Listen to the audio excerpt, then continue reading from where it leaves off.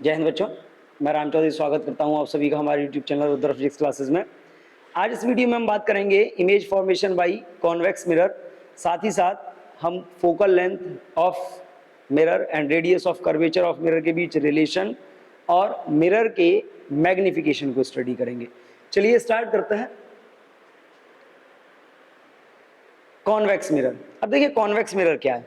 Already हम इस बात में डिस्कस कर चुके हैं कि अगर किसी spherical glass, hollow spherical glass, suppose ये इस टाइप से एक स्फेरिकल ग्लास है और इस स्फेरिकल ग्लास का एक पीस, अगर इस ग्लास का एक पीस हम कट कर लेते हैं, सपोज हमने इसका ये पीस कट कर लिया इस टाइप से, ये एक छोटा सा पीस हम इसका कट कर लेते हैं। इसका एक छोटा सा पीस कट करने के बाद अगर इसकी इनर सरफेस पे पॉलिश कर दी जाए, इनर सरफेस पे पॉलिश कर दी जाए और इनर सरफेस पे पॉलिश करने के बाद अगर इसकी आउटर सरफेस से लाइट का रिफ्लेक्शन होता है तो ये जो मिरर बनता है, इस मिरर को बोला जाता है कॉन्वेक्स मिरर। सिंपली एक हॉलो स्फेरिकल ग्लास के पीस को कट करने के बाद उसकी इनर सरफेस पे पॉलिश करके आउटर को रिफ्लेक्टिंग बना दिया जाता है तो हम उसको कॉन्वेक्स मिरर बोलते हैं। अब इस कॉन्वेक्स मिरर में भी अगर हम बात करते हैं तो सिंपली सारे के सारे कॉन्सेप्ट फिनोमिना वही रहेंगे जैसे हमारे कॉन्वेक्स मिरर में थे, बस साइन कन्वेंशन के अकॉर्डिंग कुछ चेंजेस आने वाले हैं, उनके बारे में हम बात करते हैं। अब देखिए जैसे ये आपका कॉन्वेक्स मिरर है, इस कॉन्वेक्स मिरर की अगर बात करते हैं, ये जो लाइन है इस लाइन को हम बोलेंगे principal axis. This line is called the principal axis. ये जो पॉइंट होता है, this point is called pole. जिस स्फीयर से इसको काट के बनाया गया उस स्फीयर के सेंटर को बोलेंगे सेंटर ऑफ कर्वेचर। ये पोल है P, ये है आपका सेंटर ऑफ कर्वेचर।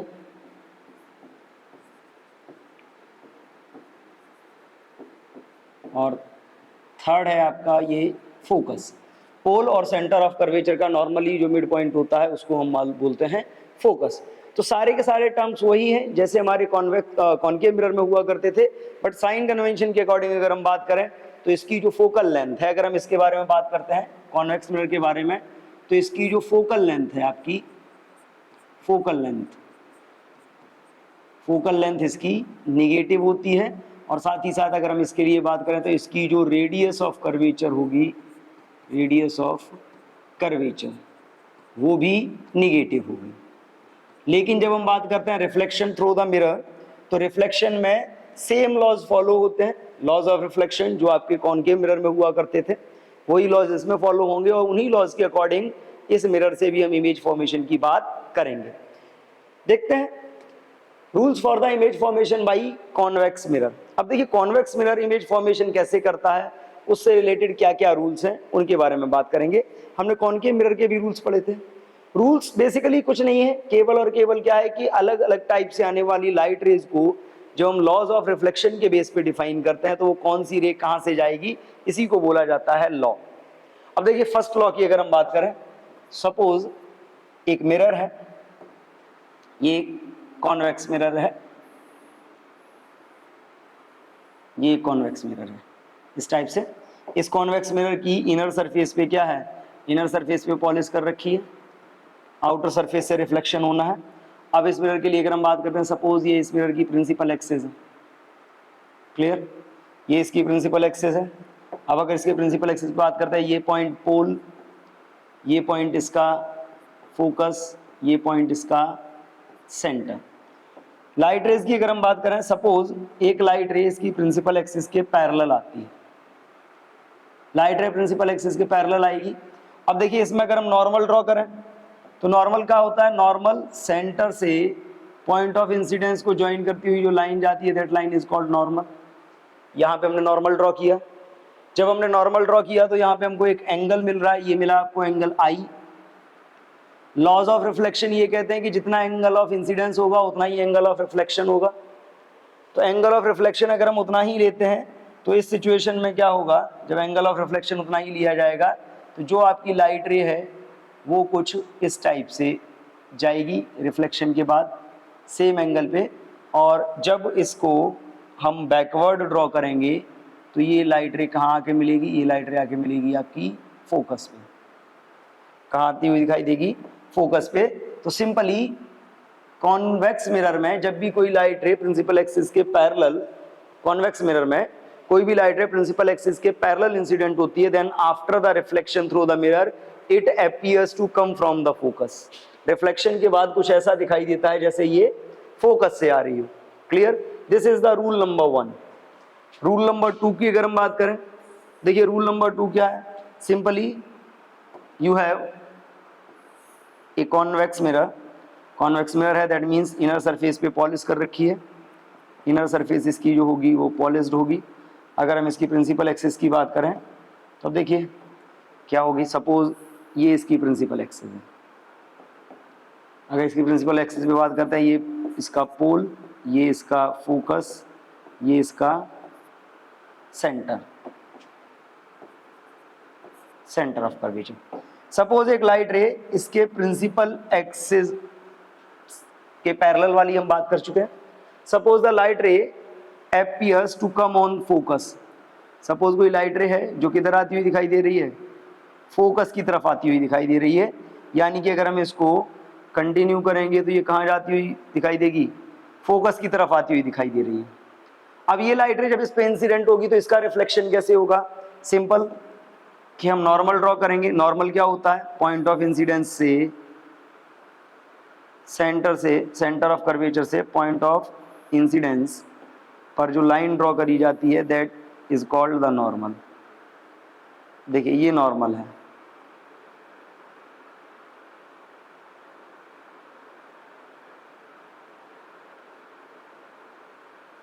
ये नॉर्मल है। क्लियर? ओके, देखिए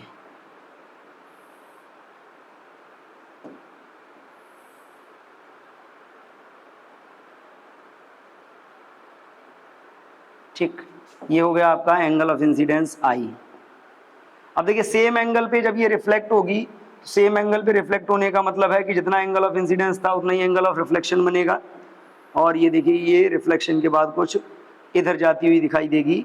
और इस कंडीशन में अगर हम बात करें तो यहाँ पे देखिए ये एंगल लाइन इंसिडेंट रे, ये रिफ्लेक्टेड रे। तो ये इस कंडीशन में अगर बात करते हो तो if any light ray will appears to come on the focus of convex mirror then after the reflection it will pass parallel to the principal axis. यानी कि फोकस की तरफ आने वाली जो लाइट रेज होती हैं वो रिफ्लेक्शन के बाद पैरेलल हो जाती हैं। क्लियर? थर्ड अगर हम बात करते हैं तो देखिए थर्ड रूल क्या है। थर्ड, सपोज ये एक कॉन्वेक्स मिरर है और इस कॉन्वेक्स मिरर में अंदर की साइड पॉलिश की हुई है हमने। क्लियर? ये इस मिरर की प्रिंसिपल एक्सिस है और इसकी प्रिंसिपल एक्सिस पे अगर हम बात करते हैं, ये पॉइंट पोल, ये फोकस और ये centre of curvature, centre of curvature. Suppose कोई light ray appears to come on centre of curvature. Light ray appears to come on centre of curvature, यानी कि ये लाइट रे अगर हम देखते हैं तो ये किधर की तरफ हमको आती हुई दिखाई दे रही है, सेंटर ऑफ कर्वेचर की तरफ आती हुई दिखाई दे रही है। अब जब ये सेंटर ऑफ कर्वेचर की तरफ आती हुई दिखाई दे रही है तो इसका रिफ्लेक्शन कैसा होगा। रिफ्लेक्शन के लिए अगर हम बात करते हैं तो सपोज हम नॉर्मल ड्रॉ करते हैं। नॉर्मल जो होगा इस कंडीशन में, नॉर्मल क्या होगा, इसी के ऊपर आएगा। और जब नॉर्मल इसी के ऊपर आ जाएगा तो सिचुएशन क्या बनेगी कि लाइट रे जिस पाथ से आई थी ये लाइट रे उसी पाथ में वापस लौट जाएगी। That means if the light ray will appear to come on the centre of curvature of convex mirror then after the reflection it will pass through the same path. Reflection के बाद ये उसी path से वापस चली जाएगी। Rule number 4 की अगर हम बात करते हैं तो सिंपली देखिए रूल्स में अगर बात कर रहे हैं तो रूल्स जो है वो आपके सिंपल लॉज ऑफ रिफ्लेक्शन को यूज करके हम फाइंड कर रहे हैं। रूल नंबर 4 क्या है कि suppose there is a mirror है। इस मिरर की हम क्या करते हैं, हम इनर सरफेस पे पॉलिश कर देते हैं। पॉलिश करने के बाद सपोज ये प्रिंसिपल एक्सिस है इसकी, ये लाइन इसकी प्रिंसिपल एक्सिस है। अब इस लाइन पे देखिए सपोज ये पोल, ये फोकस और ये centre of curvature. Suppose any light ray will incident on pole of the mirror. Light ray कहाँ इंसिडेंट होती है? पोल पे। तो देखिए जो लाइट रे पोल पे आएगी, नॉर्मल जब आप ड्रॉ करोगे तो वो अलोंग द प्रिंसिपल एक्सिस आएगा, और अलोंग द प्रिंसिपल एक्सिस आने का मतलब है कि इस सिचुएशन में जो आपका आई होगा वो ये रहेगा, आई ये रहेगा, यानी कि लाइट रे रिफ्लेक्शन के बाद सेम एंगल बनाती हुई दूसरी तरफ चली जाएगी, और ये जो आपका एंगल रहेगा, ये एंगल रहेगा आपका आर। तो if the light ray will incident on the pole of convex mirror, it will reflect by making same angle with the principal axis. Pole पे अगर इंसिडेंट होती है तो ये प्रिंसिपल एक्सिस के साथ सेम एंगल बनाती हुई रिफ्लेक्ट हो जाएगी। तो ये रूल्स हैं जिन रूल्स को यूज करके हम किसी भी कॉन्वेक्स मिरर के थ्रू इमेज फॉर्मेशन कर सकते हैं। और देखिए अब इन्हीं रूल्स को यूज करके हम इमेज फॉर्मेशन करेंगे बाई कॉन्वेक्स मिरर। और सिंपल एक बात जो हमको मालूम होनी चाहिए कि इन 4 रूल्स में से हम कोई भी 2 रूल यूज करेंगे, एनी 2 रूल यूज करेंगे, और हम हर सिचुएशन में इमेज फॉर्मेशन कर सकते हैं। तो अगर हम इमेज फॉर्मेशन की बात करते हैं तो हम उसी पे आते हैं, image formation by convex mirror. अब देखिए image formation by convex mirror की अगर बात करी जाए तो कॉन्वेक्स मिरर का हम इमेज फॉर्मेशन कैसे कर सकते हैं, समझते हैं उसको। क्लियर? अब देखिए इसमें 2 कंडीशन है। पहला है ऑब्जेक्ट एट इन्फिनिटी। ऑब्जेक्ट कहाँ है? इन्फिनिटी पे है। तो जब ऑब्जेक्ट इन्फिनिटी पे है तो हम इमेज फॉर्मेशन कैसे करेंगे? देखिए उसके लिए भी सपोज ये एक mirror, this is the convex mirror, that means polish inner surface पे होगी। अगर हम इसकी प्रिंसिपल एक्सिस को ड्रॉ करते हैं तो इसकी प्रिंसिपल एक्सिस क्या होगी? ये इसकी प्रिंसिपल एक्सिस होगी। Clear?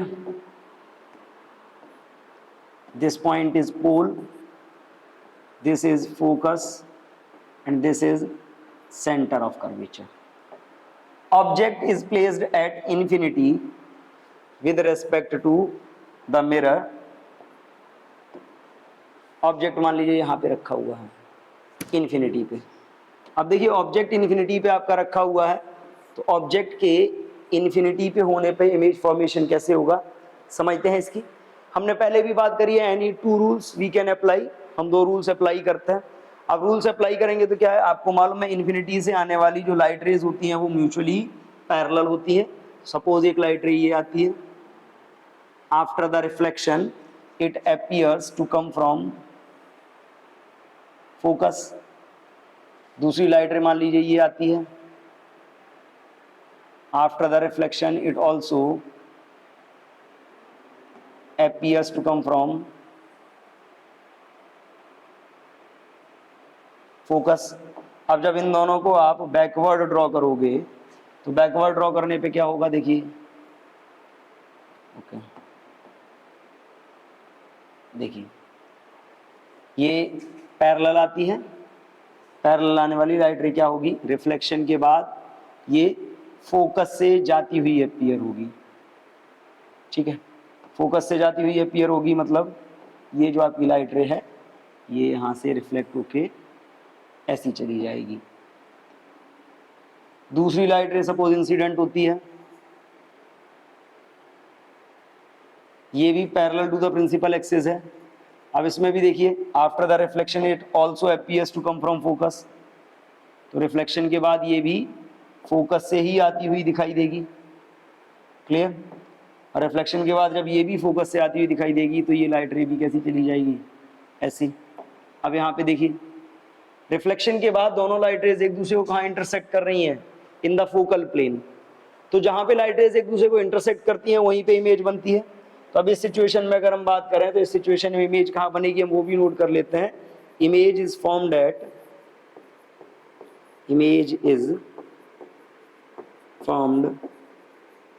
Eight focal plane.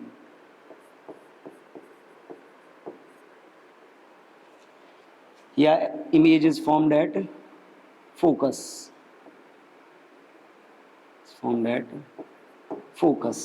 Clear? अब जो इमेज बनेगी उस इमेज के बारे में भी समझ लीजिए। इमेज कैसी होगी? वर्चुअल होगी, क्योंकि लाइट रेज रियलिटी में इंटरसेक्ट नहीं कर रही थी, वर्चुअल होगी और इरेक्ट होगी। साथ ही साथ ये इमेज आपकी कैसी होगी? Point sized. पॉइंट साइज्ड का मतलब है हाईली डिमिनिस्ड। अब देखिए, तो ये तो इनफाइनाइट वाला केस हो गया। अब बात करते हैं अदर केसेस की। अब अदर केसेस में अगर हम बात करें तो देखिए, लाइट रेज हमेशा लेफ्ट से आती है, यानी कि ऑब्जेक्ट मिरर के लेफ्ट में रखा जाएगा।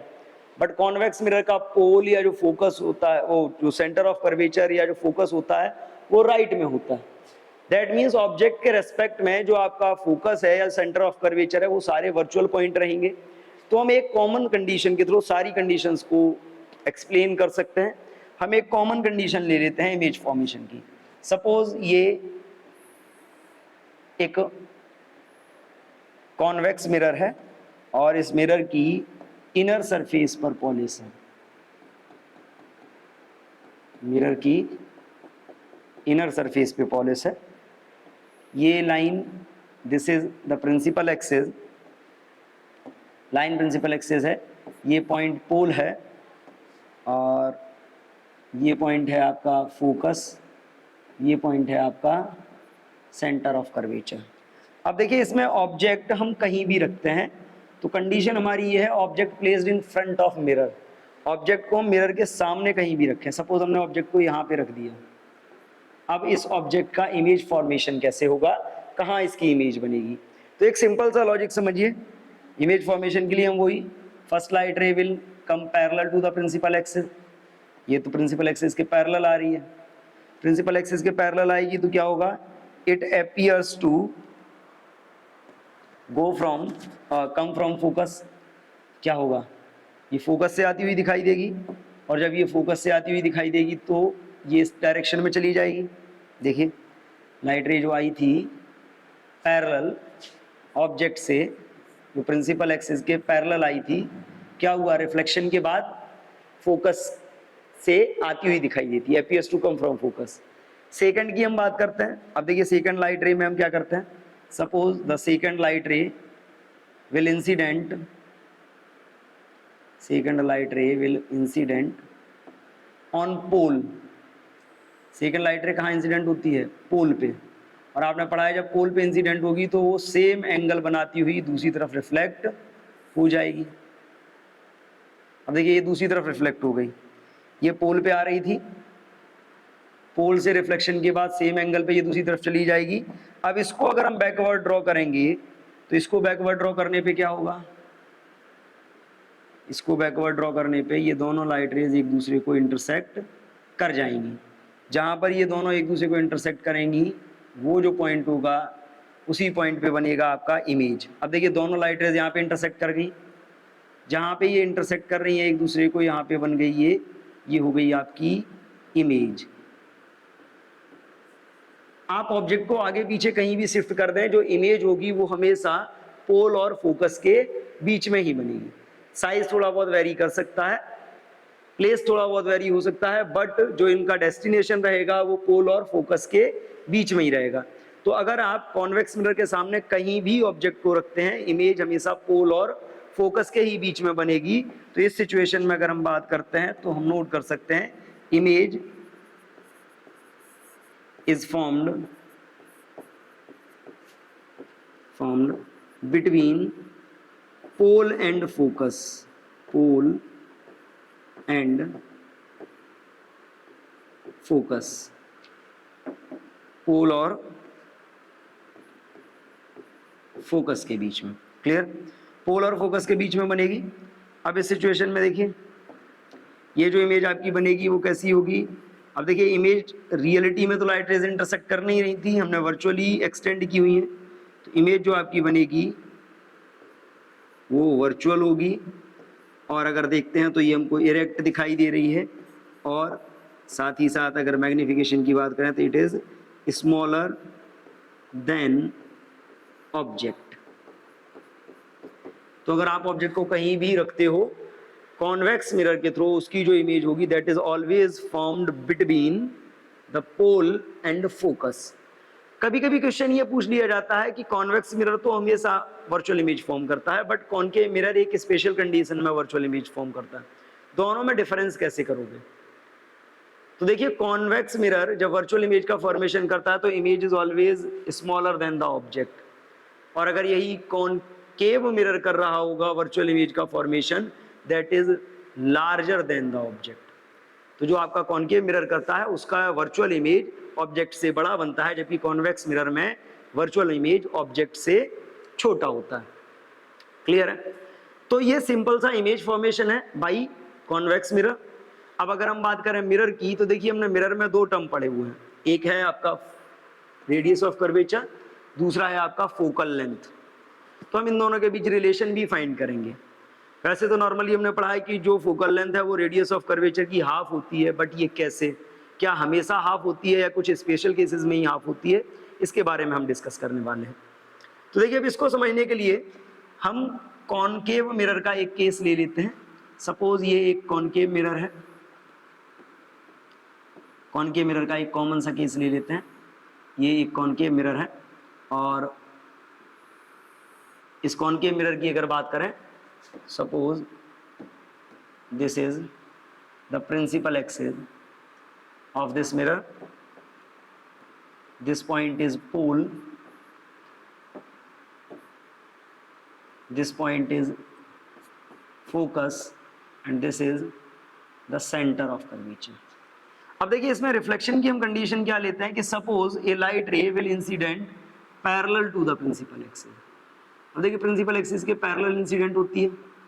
पैरेलल इंसिडेंट होगी तो क्या होगा, अगर हम नॉर्मल ड्रॉ करेंगे तो यहाँ से हम सेंटर ऑफ कर्वेचर से इस पॉइंट पे जब नॉर्मल ड्रॉ करेंगे तो क्या होगा, सेंटर ऑफ कर्वेचर से हमने ये लाइन ड्रॉ की, ये हो गई नॉर्मल। अब इसमें अगर बात करें तो ये देखो, ये हो गया आपका एंगल थीटा, मान लो आई को हमने कितना मान लिया, थीटा। क्लियर? तो आपने ये भी पढ़ा है कि रिफ्लेक्शन होगा लाइट का सेम एंगल पे, और रिफ्लेक्ट होने के बाद जो आपकी लाइट रे है वो जाके कहाँ मिलेगी, फोकस से होके जाएगी।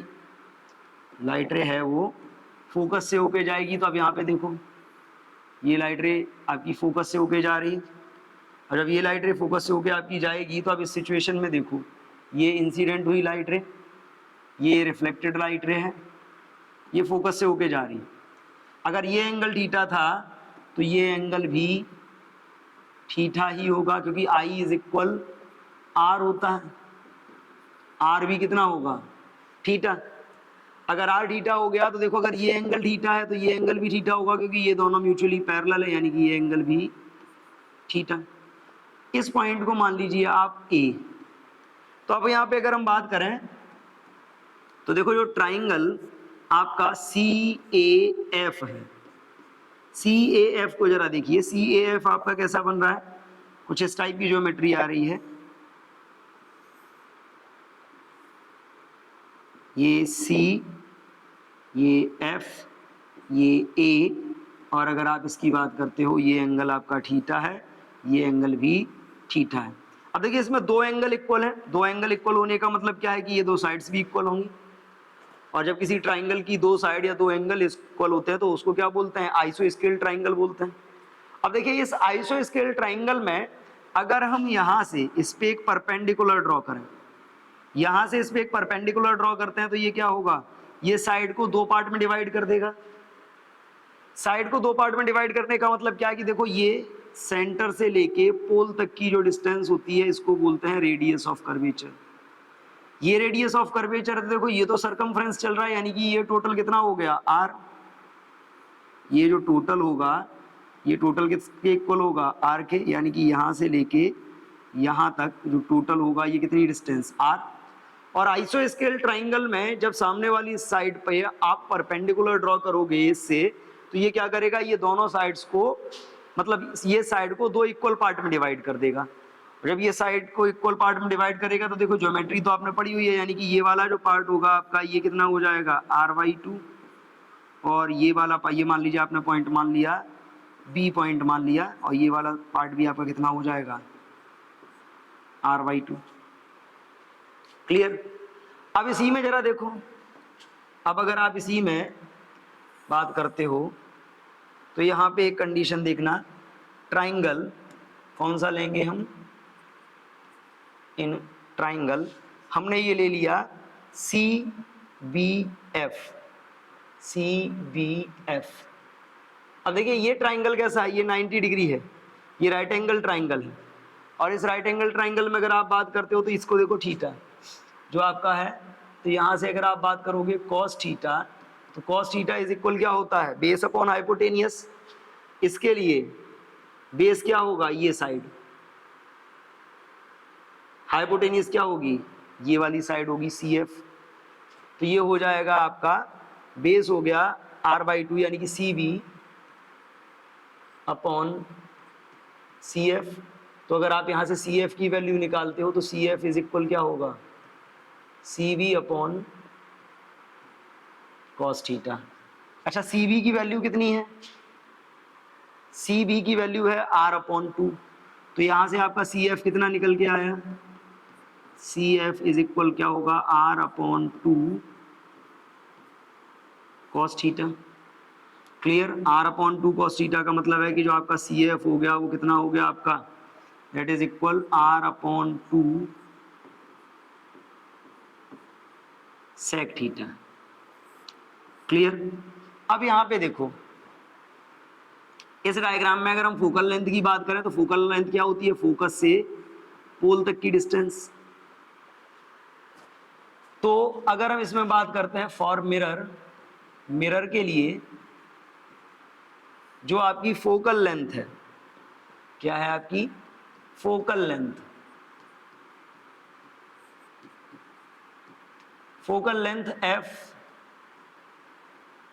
फोकल लेंथ जो आपकी है F इज इक्वल क्या होगी, F इज इक्वल होगा आपका R माइनस CF।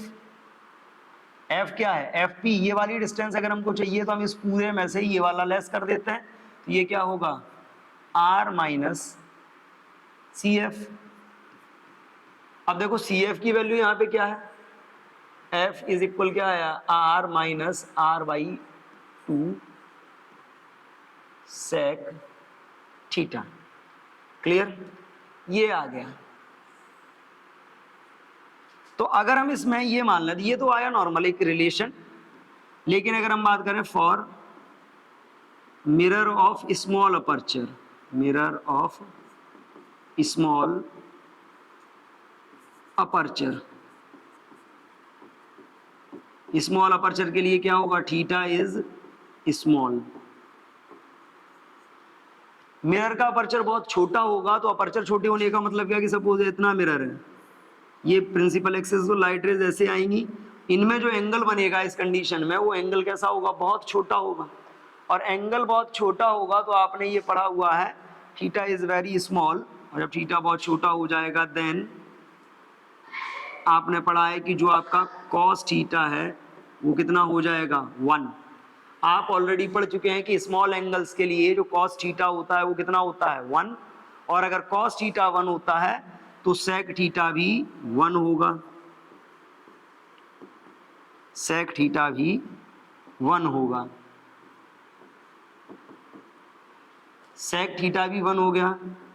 और जब सेक थीटा भी 1 हो गया तो क्या कंडीशन बनेगी यहाँ पे, नाउ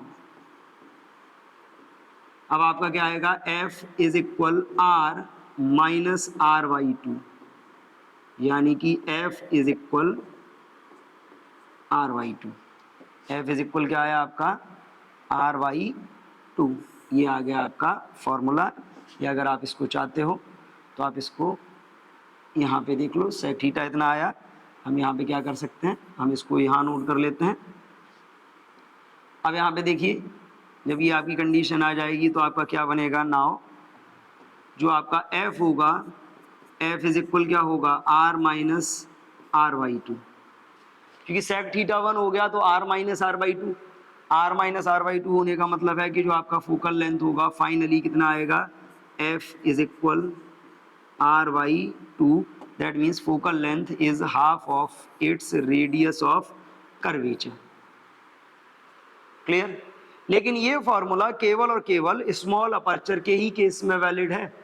क्योंकि स्मॉल अपर्चर के केस में जो लाइट रेज होती हैं वो प्रिंसिपल एक्सिस के बहुत पास आ जाती हैं, जिनको हम पैराएक्सियल रेज भी बोलते हैं। पैराएक्सियल रेज जो होती हैं वो एंगल बहुत स्मॉल क्रिएट करती हैं, और स्मॉल एंगल के लिए cos थीटा 1 होता है, तब ये वैल्यू हमने फाइंड की है। अदरवाइज जो नॉर्मल रिलेशन है फोकल लेंथ और रेडियस ऑफ कर्वेचर के बीच, वो ये वाला रिलेशन है जिसको हम यूज करेंगे। क्लियर? तो अब देखिए किसी भी मिरर के लिए, चाहे वो कॉन्वेक्स हो या कॉनकेव हो, हम नॉर्मल जो कंडीशंस यूज करते हैं वो स्मॉल अपर्चर की करते हैं, और स्मॉल अपर्चर के केस में f इज इक्वल होता है r/2। क्लियर? अब देखिए किसी भी मिरर की अगर हम बात करें, तो मिरर में जब इमेज का फॉर्मेशन होता है तो हर कंडीशन में जो इमेज होती है वो ऑब्जेक्ट के इक्वल साइज की तो बनती नहीं है, कभी उससे छोटी बनती है, कभी उससे बड़ी बनती है, कभी रियल बनती है, कभी वर्चुअल बनती है। तो अगर हम बात करें ऑब्जेक्ट और इमेज के को रिलेट करने की, तो ऑब्जेक्ट और इमेज जो होते हैं वो एक टर्म के थ्रू रिलेट किए जाते हैं जिसको बोला जाता है मैग्निफिकेशन।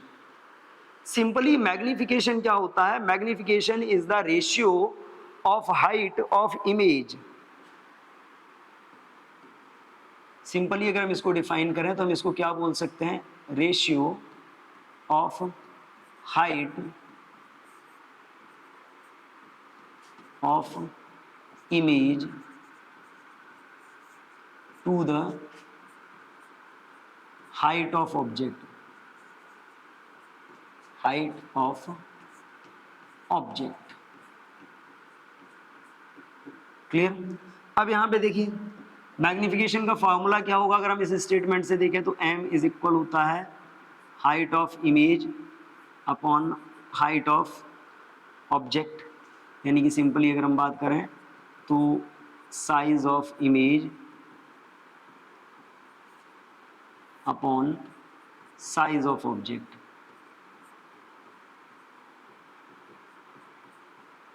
क्लियर? इसके अलावा देखिए अगर हम इसकी बात करते हैं तो इसका एक फॉर्मूला हमको और मिलता है। वो फॉर्मूला क्या मिलता है? m is equal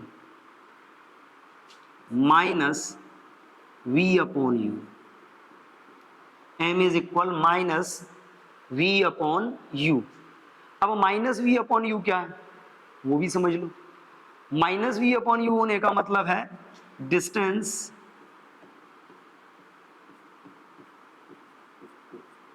of image. सारी की सारी डिस्टेंसेस हम कहां से मेजर करेंगे? पोल से, upon distance of object. Clear? ये फॉर्मूला है मैग्निफिकेशन का। अब देखिए अगर हम इन फॉर्मूले को एनालाइज करें तो इन फॉर्मूला से कुछ हमको लॉजिक्स मिलते हैं, हम उन लॉजिक्स को एक बार फटाफट समझ लेते हैं। जैसे हमने बात करी कि height of image upon height of object, main formula यही है। तो अगर हम इस फॉर्मूले के बेस पे देखें तो इस फॉर्मूले के बेस पे हमको कुछ रिलेशंस समझ में आ रहे हैं। क्या क्या रिलेशंस हम बात कर सकते हैं उनकी बात करते हैं।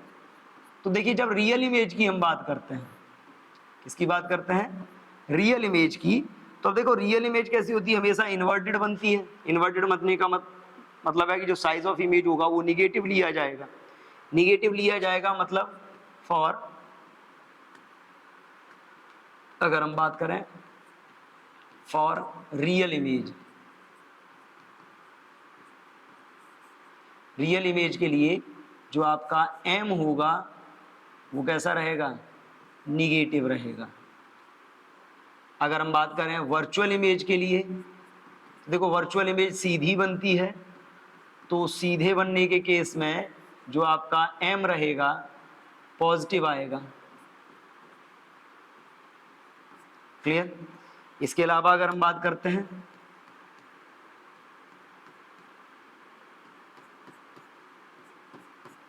साइज के बेस पे, अगर हम बात करते हैं साइज के बेस पे हमको 3 आउटकम और मिलते हैं।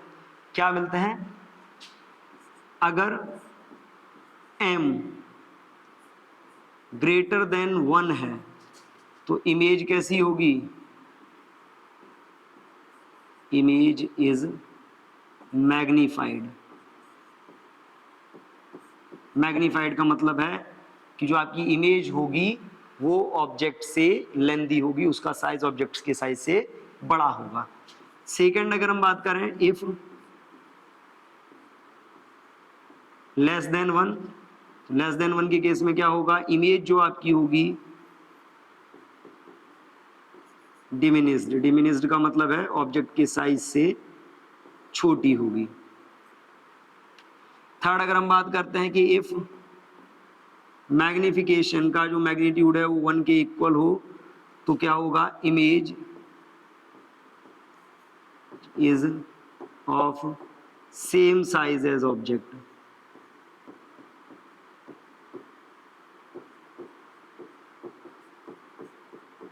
क्लियर? तो अब यहां पे समझ लीजिए, मैग्निफिकेशन सिंपली किसी भी मिरर के थ्रू फॉर्म होने वाली इमेज की हाइट और ऑब्जेक्ट की हाइट को रिलेट करने का एक पैरामीटर होता है जिसको बोला जाता है magnification. Simply it is the ratio of height of image to the height of object. We can also define it by the ratio, negative ratio of distance of image to the distance of object. यहां से जो outcome मिलेगी, real image का magnification negative होगा, virtual image का magnification positive होगा।